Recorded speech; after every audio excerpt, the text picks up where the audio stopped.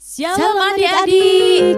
Shalom Kak Ira. Salam Kak Nuni. Gimana kabarnya? Wah, puji Tuhan, sehat, semangat, luar biasa. Iya, saya percaya adik-adik di rumah semua juga sehat dalam perlindungan Tuhan. Amin. Amin. Nah, tiba saatnya pada saat ini kita mau ibadah untuk sekolah minggu. Kita siapkan hati kita, pasti adik-adik sudah rindu untuk memuji dan menyembah Tuhan. Kita siapkan hati kita untuk kita memuji dan menyembah Tuhan. Kita satukan hati di dalam doa dulu ya Kak Ira ya. Iya benar. Oke, kita berdoa adik-adik yang di rumah juga dengan sikap doa yang benar ya. Tidak ada yang bobok-bobokan atau sambil makan ya. Semua dengan sikap doa yang benar seperti saat kita ibadah di gereja. Karena Tuhan katakan 2-3 orang berkumpul di dalam nama Yesus, Tuhan Beserta kita ada di tengah-tengah kita. haleluya. Tuhan hadir di sini dan Tuhan hadir juga di rumah adik-adik semua. Kita siapkan hati kita tutup mata, kita mau buka ibadah pada saat ini. Kami bersyukur kepadamu Tuhan atas hari ini, hari anugerah Tuhan. Kami rindu Bapa untuk memuji dan menyembah-Mu. Mari saat ini urapan-Mu turun atas setiap kami yang ada di sini dan juga adik-adik yang ada di rumah yang ibadah secara online. Kami percaya kuasa-Mu tidak terbatas dan urapan-Mu tidak terbatas bisa menjangkau setiap kami. Kami serahkan ibadah ini dari awal, pertengahan, sampai pada akhirnya di dalam nama Tuhan Yesus Kristus. Haleluya. Semua katakan Amin. haleluya. Kita siap memuji Tuhan. Kita siapkan hati kita mau bersuka di hadirat Tuhan. Semua karena kemurahan Tuhan kalau kita ada sampai saat ini.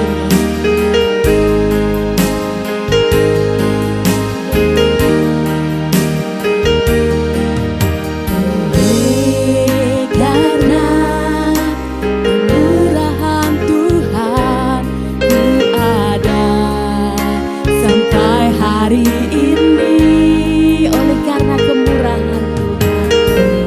Haleluya.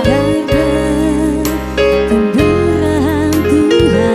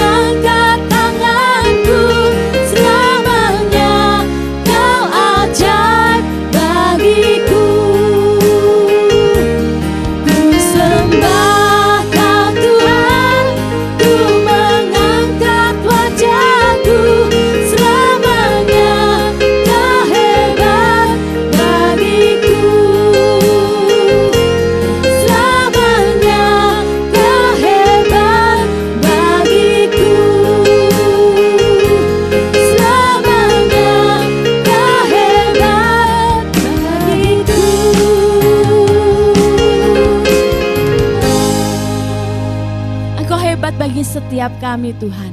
Kami bangga memiliki Allah seperti Engkau. Kami bangga memiliki Tuhan seperti Engkau. Karena Engkau Allah yang dahsyat bagi setiap kami. Terima kasih Bapa, kami mau memuji, kami mau meninggikan nama-Mu lebih lagi. Kami percaya Engkau bertahta di atas pujian kami. Sukacita-Mu penuh dalam setiap hati anak-anak-Mu. Di dalam nama Yesus, haleluya, amin. Kak Ira ada sukacita? Puji Tuhan, selalu sukacita Kak Nuni. Mau lebih lagi memuji Tuhan? Mau. Kalau adik-adik di rumah gimana? Kita mau lebih lagi memuji Tuhan ya? Haleluya. Oke, kita semua bangkit berdiri. Kita mau bersorak-sorai bagi Tuhan. Haleluya.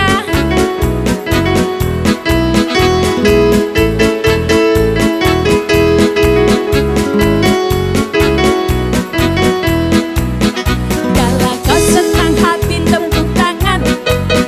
Kalau kau senang hati tepuk tangan. Kalau kau senang hati mari kita lakukan. Kalau kau senang hati tepuk tangan. Kalau kau senang hati derap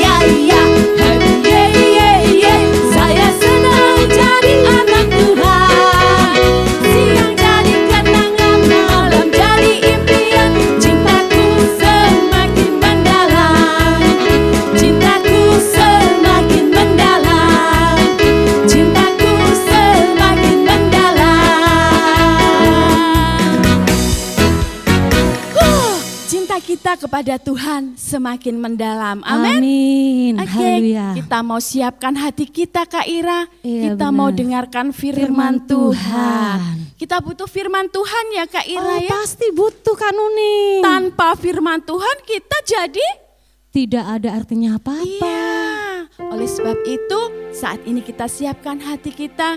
Biarlah firman Tuhan memberikan kekuatan bagi setiap kita. Supaya kita tetap kuat di dalam Tuhan. Amin. Amin. Haleluya.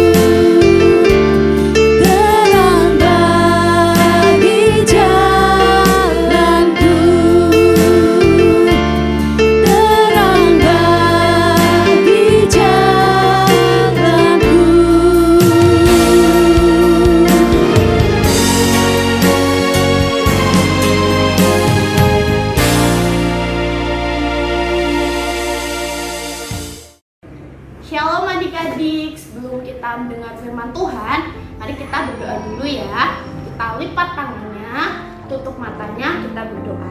Tuhan Yesus, kami akan mendengarkan firman-Mu. Berkati Kak Valen yang akan menyampaikan firman-Mu, supaya firman-Mu bisa kami terapkan di kehidupan kami. Terima kasih Tuhan Yesus, haleluya, amin. Pada kesempatan kali ini, kakak akan menceritakan tentang firman Tuhan yang bertema yaitu Ishak si pendamai. Siapakah Ishak? Sebelum kita masuk ke dalam cerita ini, ke dalam firman ini, kita harus tahu siapa dulu tuh Ishak. Ishak itu adalah anak Abraham dan Sarah yang telah dijanjikan Tuhan hingga Abraham tuh sangat menanti-nantinya hingga iman Abraham tergoyahkan.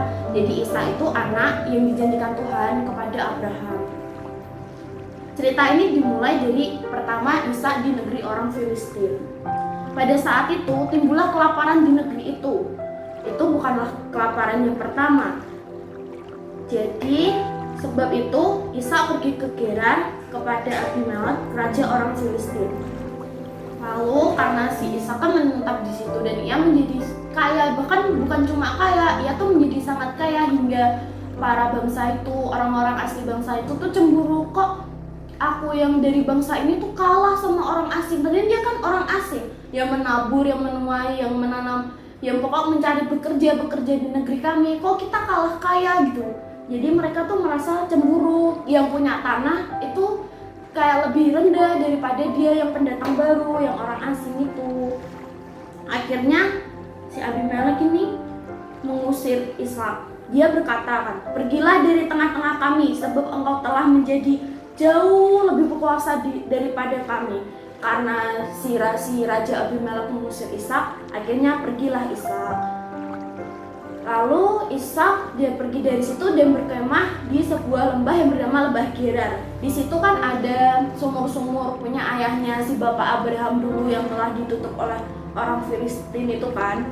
Lalu Ishak membukanya kembali sumur-sumur itu dan memberi nama-nama yang sama yang telah diberikan oleh ayahnya dulu sebelum ayahnya meninggal. Ketika hamba-hambanya Ishak menggali lembah itu di sumur-sumur yang telah ditutup tadi, akhirnya terbukalah sumur itu. Kan sumur itu udah terbuka, airnya kembali keluar mengalir sangat deras di situ. Mereka mendapatkan mata air yang baru dari sumur-sumur itu. Lalu seburu lagi tuh orang-orang yang di situ kan, karena tahu bahwa si Ishak udah dapat mata air lagi, orang-orang situ berkata, air ini kepunyaan kami. Kan berkata kepada mereka, air ini kepunyaan kami karena ini di tanah kami, sedangkan Ishak ini kan si orang asing itu. Akhirnya pergilah Ishak, dia pergi lagi tuh. Kemudian karena sumurnya udah diambil, si Ishak kan butuh lagi tuh sumur. Akhirnya si Ishak menggali sumur lain dan mereka bertengkar juga tentang itu. Maka Ishak tuh menamai sumur itu Sitna. Lalu ia pindah lagi dari situ dan menggali sumur yang lain lagi. Tetapi tentang sumur yang ini mereka tidak bertengkar. Sumur ini dinamailah sumur Rehobot. Dan ia berkata, sekarang Tuhan telah memberikan kelonggaran kepada kita sehingga kita dapat beranak cucu di negeri ini. Dari situ pergilah ia ke Beersheba. Di malam itu Tuhan Yesus menampakkan diri kepada si Ishak. Lalu Tuhan Yesus berkata, Akulah Allah ayahmu Abraham. Aku akan memberkati engkau dan membuat banyak keturunanmu karena Abraham hambaku itu. Sesudah Tuhan menampakkan dirinya kepada Ishak, si Ishak bikin tuh mesbah di situ dan memanggil nama Tuhan. Ia memasang kemahnya di situ, lalu hamba-hambanya menggali sumur di situ. Datanglah Abimelek tuh, raja orang Gerar yang mengusir Ishak 2 kali. Yang pertama karena Ishak terlalu kaya, yang kedua karena si Ishak ini menggali sumur itu karena sumurnya ada airnya yang banyak, akhirnya diambil karena kan itu juga termasuk tanah mereka, sedangkan si Ishak ini hanya orang asing. Lalu pergi tuh si Ishak tuh tanya si Abimelek, kenapa kamu datang ke aku? Kan kemarin masalah kemarin kamu udah ngusir aku. Si Abimelek berkata, kami telah melihat sendiri bahwa Tuhan menyertai engkau, sebab itu kami berkata, baiklah bagaimana kalau kita mengadakan sumpah setia antara kamu dan aku, dan baiklah kita mengikat perjanjian antara kamu dan aku supaya kita tidak mengganggu satu sama lain lagi, dan kami akan membiarkan engkau pergi dengan damai, kata si Abimelek. Kemudian si Ishak setuju tuh, akhirnya si Ishak ini mengadakan perjamuan bagi mereka, lalu mereka makan dan minum, dan keesokan harinya di pagi-pagi itu bersumpah mereka, ya aku bersumpah tidak akan mengganggu kau, demikianlah si Ishak kan. Kemudian Ishak melepas mereka dan mereka meninggalkan dia dengan damai. Jadi dari cerita yang kakak sampaikan ada beberapa pelajaran yang bisa diambil. Jadi si Ishak ini berani mengambil resiko karena apa? Tuhan sendiri yang menyuruh. Dia mendengar Tuhan, dia mematuhi Tuhan tanpa meragukan Tuhan. Padahal kalau dipikir-pikir, ngapain juga aku bekerja di tanah asing? Belum tentu kan orangnya tuh baik sama aku, belum tentu aku punya kemujuran di negeri itu. Lebih baik kan aku di negeriku sendiri, orang-orangku aku kenal semua. Tapi Ishak tidak menyangkal Tuhan, dia tidak bertanya kepada Tuhan, kenapa sih Tuhan kok aku harus di sini? Dia nggak menawar kepada Tuhan. Saat Tuhan berfirman, tetaplah di negeri itu sebagai orang asing, Ishak langsung berkata, oh iya Tuhan, dia langsung menetap di negeri itu. Lalu yang kedua, saat ia menggali sumur-sumur itu dan membuat mata air baru, si orang-orang itu kan minta lagi tuh. Si Ishak tuh nggak bisa, ini kan sumur yang digali ayahku, kan udah membukanya, kan padahal kalian yang menutupnya, kenapa kalian minta? Ishak tuh nggak gitu. Ishak memberikannya kepada mereka. Ishak sabar, Ishak memberikannya. Lalu Ishak pergi ke tanah lain, menggali-gali yang masih satu daerah dengan mereka, yang walaupun beberapa kali diminta, Ishak tetap memberikannya. Ishak juga tidak dendam kepada mereka, kayak, oh iya aku akan memberikannya, tapi lihat aja aku akan menyumpahi kamu. Ishak nggak gitu. Ishak memberikannya secara cuma-cuma dengan senang hati, walaupun mungkin di hatinya dia tuh kayak ada kesal, mungkin sedikit kayak aku yang gali, padahal mereka yang udah nutup itu, mereka sendiri yang udah nutup sumur ayahku, kenapa aku harus ngasih kepada mereka? Dia gak gitu. Lalu kan si Tuhan setelah menampakkan diri kepada Ishak, datanglah kan si Abimelek lagi. Si Abimelek itu kan, si raja orang Filistin itu datanglah ke Ishak, meminta maaf ke Ishak. Terus disuruh bikin sumpah-sumpah, supaya bersumpah-sumpah gitu. Jadi membuat perjanjian agar mereka tuh damai, agar tidak saling ganggu. Si Ishak kan nggak mikir, ngapain juga aku nggak ganggu kamu, kan sekarang aku kaya, aku punya kuasa, ngapain juga aku nggak ganggu kamu, toh kamu juga ganggu aku beberapa kali kan, kamu usir aku, kamu ambil sumur aku. Kan si Ishak nggak berpikir gitu, ia mampu memaafkan. Coba kalau adik-adik pikir, kalau waktu itu si Ishak dia berpikiran lain, lalu dia menantang si Abimelek, kan akan terjadi perang kan? Tapi si Ishak gak milih jalan itu, karena Ishak tahu bahwa Tuhan menyertai dia. Dia percaya akan rencana Tuhan itu sangat indah untuknya, karena Tuhan sendiri yang menyuruh dia menetap di tanah itu. Akhirnya si Ishak memilih jalur untuk mengalah, dan tercipta perdamaian. Jadi beberapa kali mungkin adik-adik merasa kayak, kenapa aku yang harus yang ngalah? Mungkin yang punya adik atau saudara, kenapa kok aku yang ngalah? Kenapa kok gak adikku? Kenapa kok gak sepupuku?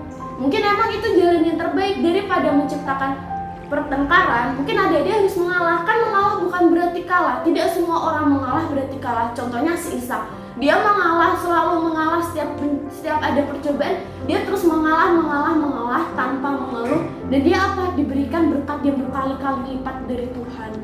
Kan siapa tahu adik-adik juga gitu. Coba kalau adik-adik pikirkan, oh iya mungkin aku mengalah karena mungkin aku lebih tua, oh iya aku lebih besar, atau oh iya gak apa-apa buat kamu aja, nanti aku dapat yang dari Tuhan yang lebih besar. Kan adik-adik bisa memilih seperti itu. Jadi adik-adik harus meniru contoh dari tokoh Ishak ini, yang lebih memilih untuk mengalah dan akhirnya menciptakan perdamaian daripada dia menentang, akhirnya menciptakan pertengkaran. Seperti itu. Oke, sekian dari kakak untuk minggu ini. Mari kita lipat tangan lagi, kita tutup mata, kita berdoa, kita doa penutup ya. Bener kan? Oke. Kita lipat tangan, mata, kita berdoa. Tuhan Yesus, kami telah selesai mendengarkan firman-Mu Tuhan Yesus.